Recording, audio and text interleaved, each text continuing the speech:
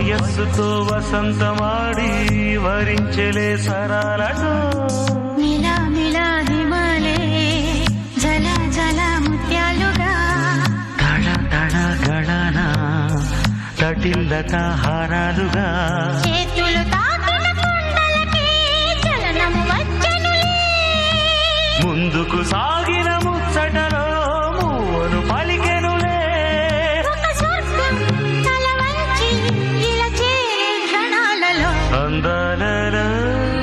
అహో మహోదయం భూలోకమే నవ